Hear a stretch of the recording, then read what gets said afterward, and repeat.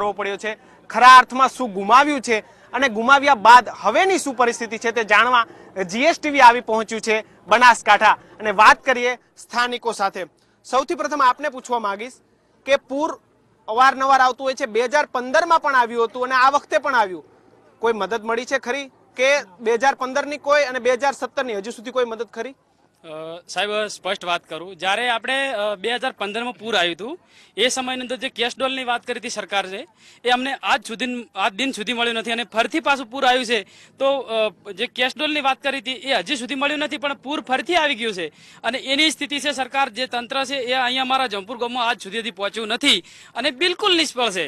અને જે રાજકીય જે આગેવાનો છે એમની રીતે એમને હેલિકોપ્ટરને પોતાની રીતે લઈને ઉપર ફર્યા કરે છે અને એમની રીતે જે નિરીક્ષણ હવે શિખર નિરીક્ષણ કરવા આવે છે કે જે પૂરને અસરગ્રસ્ત એમને કાઢવા માટે આવે છે એ અમને આ લોકોને સમજાતું નહીં સાહેબ। મતલબ તમે માનો છો કે જે આ નેતાઓ હવાઈ નિરીક્ષણ કરે છે એ કરવાની જરૂર નથી, એમને હેલિકોપ્ટર લોકોના બચાવ માટે કરવો જોઈએ, એવું કેવું છે તમારું? બિલકુલ નહીં, એમને શું છે કે એ લોકો ખાલી પેલે જે એમને રાજકીય જે ભાષા છે એમની એ લોકોને બતાવવા માંગે છે અને ખાલી ફોટાઓ કરીને લોકોને પબ્લિકને બતાવવા માંગે છે, પણ આ વખતે હવેની અમારી જે અહીંની પબ્લિક છે એ બધું જોઈ રહી છે અને સમજી ગઈ છે અને હોશિયાર છે, એટલે હવે આ વખતે હોંકી નહીં લે। આ જે કેશ ડોલની જે અહીંયા નુકસાન થયું છે એ તમામે તમામ આ જે સરકારશ્રીને ભરપૂર કરવું પડશે તો જ અમારી આ અહીંની પબ્લિક છે કરશે।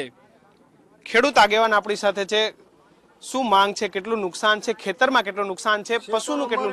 સાહેબ કશું રહ્યું નથી, અમારે કોઈ દિવસ કોઈ દાડો મળતું જ નથી। બેણા વિસ્તારમાં રસ અમારા અત્યારે હાલમાં 50 વીઘા જમીન હતી, બધી ખેંચાઈ ગઈ છે, ઘર બાર અહીંયા છોકરા બધા અમારા અહીંયા અંદર છે, કોઈ હજી લાવવાની કોશિશ કરી નથી। અમે થરા હતા પણ થરા જોઈને આવ્યા એટલે તો અમે નદી ઓળડીને બેણા વિસ્તારમાં કેવી રીતે જઈ કે? તમારા પરિવારમાંથી કોણ કોણ ફસાયેલું છે? એટલે અમારા પરિવારમાં બધાએ આગેવાનો જે મોટા હતા ને માણસો એ બધા અહીંયા છે, બૈરે થોડા ટ્રેક્ટરને મળ્યું હતું સાધન એટલે રાતે લાયા હતા, તે એ સિવાય બીજીની કોઈ માહિતી નથી। જમ્યા છો તમે? જમ્યા છો? હા, કોઈ ગાધું નથી, શું ખાય? અહીંયા ભૂસ્યા તો અમને ક્યાંથી ભાવે? અમે મજૂરી માટે હતા ને અમારા બીજા વિસ્તારમાં બધા ભાઈઓ રહી ગયા હોય નદીમાં। સરકારે જે મદદની વાત કરી છે, સરકાર દ્વારા નાણાં આપવામાં આવશે, આપની કેટલી જમીન છે અને જમીનનું કેટલું ધોવાણ થયું છે અને તે ધોવાણને પૂરું કરવા માટે કેટલા નાણાંની જરૂર છે તમારે? અમારે 15 વીઘા જમીન તણી ગઈ, કપાસ બોળી ગયો, પછી મારે કુટુંબ હાલ બેઠું છે બેણામાં, એ રોકી ગયું છે, એને કોઈ 3 દિવસ કાથાના શા છે, કોઈ હલક આવતું નહીં, બલુર આવતું નહીં, બરાબર સાહેબ?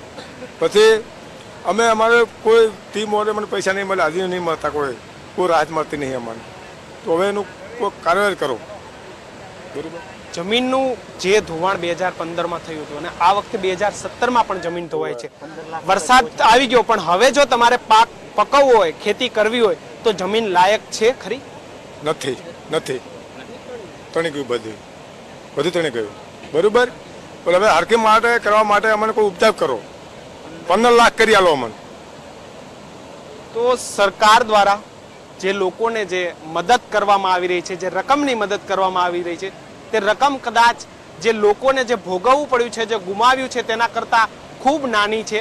લોકોને 2015ના નાણાં નથી મળ્યા અને પૂર ફરી વખત આવી ગયા પણ હજી સુધી નાણાં નથી પહોંચ્યા, ત્યારે લોકો છે તે સરકાર સમક્ષ વધુમાં વધુ સહાયની માંગ કરી રહ્યા છે અને હાલ જે તેમના પરિવારજનો છે તે સંપર્ક વિહોણા થયા છે તેને પોતાના સુધી પહોંચાડવા સરકાર પાસે અપીલ કરી રહ્યા છે। કેમેરા પર્સન ભીખાભાઈ વ્યાસ સાથે કિશન કાટેલિયા, કાંકરેજ, બનાસકાંઠા।